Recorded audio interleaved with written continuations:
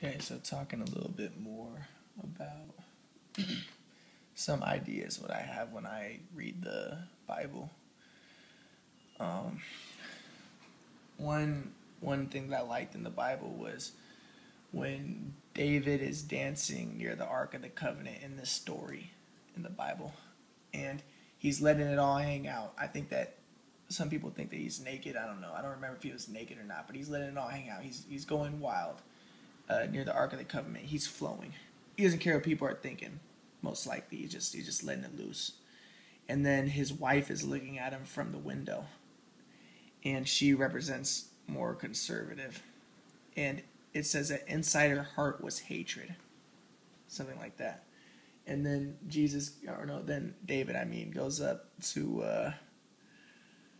the room, and his wife says something like, "Oh, did you have fun, showing off in front of those?" It didn't say this exactly, but showing off in front of those, the slave girls near the ark, So she was jealous.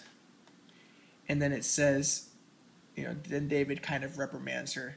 He says, I was not dancing for those slave women. I wasn't dancing in front of them. I was dancing, he said something because, they just won a battle against some Gentiles and they were really happy. And he says that he was dancing for the Lord. And, he was basically saying, I was in the zone. I was flowing. And then she was then, it says something like that. After that day, she was barren. She never had another child. So she was kind of punished for this. So once again, there's the hater. She's a hater. David's flowing. He's passionate. And then she's hating on him. And what happens to her? She becomes barren.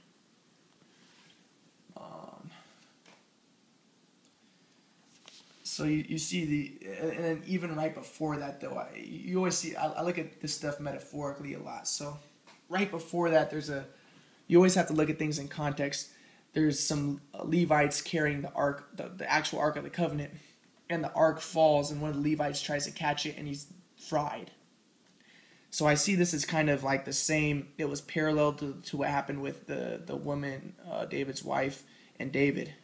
The ark, it was falling, and sometimes people they want to stop it. They want to second quadrant. They want to keep order. They want to grab onto it, but it's too powerful. Let it just fall.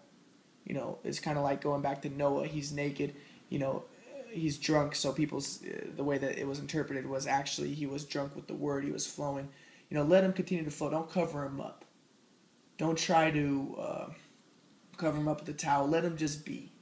The same thing with the ark. The ark's falling. You want to keep it. You want to keep order. You want to grab onto it. But what happens to the guy who tries to grab onto it? He's fried. He's dead. So I look at these stories. I think that there's a lot that can be learned from them, and these can be applied to real life. These principles. Okay. So we were talking about religion. We talked about Islam a little bit about Hinduism. So we've talked about the first two fields of inquiry, science and religion. Once again, they're very interconnected, even though they're seen as a duality, as opposite. One doesn't exist without the other. Then you have the third quadrant, art. So what are the dominant modes of art? I learned about this in a cinema class. The teacher, I think his name is Pierre or something, I don't know, but he was French. But he says that there's 4 dominant modes of art. There is painting. Once again, we have the quadrant. Music, dance, and literature.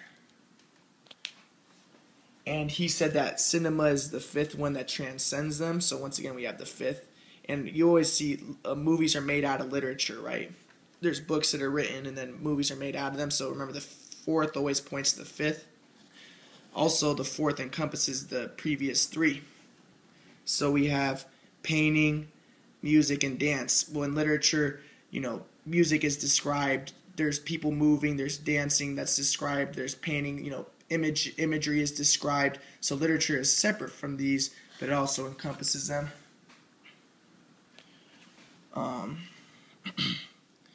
And remember my heuristic that I use so you can better understand. This is just the way that it is. There's the light, the word, the flesh, the true word, and the true light. So painting would be the light, music is the word. You listen to music, you're listening to words, or notes, but it's kind of like words. Then you have dance, which is the flesh. It's just a heuristic. It helps you understand. Then the true word is literature. This is a true word. And remember, literature actually used to be oral. So what people don't realize, a lot of people don't realize, is that the Bible stories, especially like the Genesis and all these stories, these were oral traditions, and they were handed down orally from generation to generation. So the fourth quadrant is oral. It's actually speaking. Later it was written down. So we have the true word and then the true light. The true light would be cinema. And the fourth and the fifth are always interconnected. Like I said, the first quadrant is science, second religion, third art, fourth philosophy. Well, if you think about it, art does not exist without science and religion. What has art been throughout the ages? I've described this already. Look at the Renaissance. Everything was about the cross, about Jesus. Everything had a theological aspect to it. You see art influenced by science. You see Cubism. This was at the same time as Einstein's relativity. Here's another example. I think it was the Renaissance when 3D perspective drawings started to become practiced. And the fascinating thing is, before this, I think it was Renaissance. I could be wrong, but if I'm wrong, it doesn't really matter. It could have been a different time period, but I think it was a Renaissance. You start to see really more realistic paintings where there's 3D perspective used. And people say, how is this possible? Why all of a sudden did stuff become realistic? Before it was kind of two-dimensional, not very realistic, and then all of a sudden it becomes realistic. Well, there's a lot of evidence to indicate this, and theories show, or people have demonstrated that what the original Renaissance artists did that used these 3D images was they had mirrors or some sort of mirrors that would reflect onto the paper and would project an image of the surroundings that they were going to paint. And then they would just trace the image. And out of tracing it, they gained 3D perspective. So they didn't just all of a sudden invent 3D perspective out of thin air. It came out of the science, out of the reflections of these mirrors. And they're tracing these reflections. An interesting thing is, you guys remember this, right? When you're in kindergarten, or at least I remember it, and you're taught to draw 3D, you draw a road like this, and this is supposed to be the road, going like this. This is supposed to be the sky, and this is supposed to be the trees. And this is how you're taught to draw 3D image perspective. Well, what do we have? We have the quadrant. We have the 4 parts. But so what I'm getting at, though, is art is also influenced by science. The art is the third quadrant. Science is the first quadrant. Science influences religion. Religion influences art.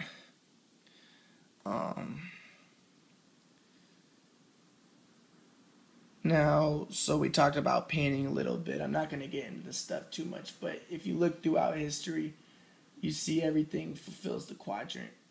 I just want to say, like, one example would be Manet has that picture, though, that famous picture where he has the 3 people, and then the 4th person in the background, really famous picture that's fulfilling the form, but it actually was borrowing from an image. There's a lot of continuity in art, so it was borrowing from an image or a picture that was drawn way earlier than this. But Manet always, if you look at all his paintings, he would draw like 3 people like this, and then he would draw 2 people out, or 3 people together and 2 people like this. This was a common thing in Manet, or it was Monet, I forget which one, but he would draw it like this.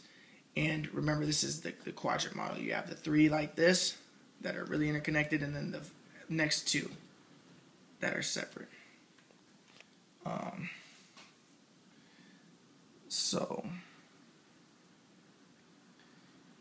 nowadays, if you look at some paintings, they seem kind of sacrilegious, but it doesn't mean, that someone might draw a painting where there's a cross or something and he smears crap on it. This has been done. The idea is, it doesn't mean that it's separated from religion. It still is about religion.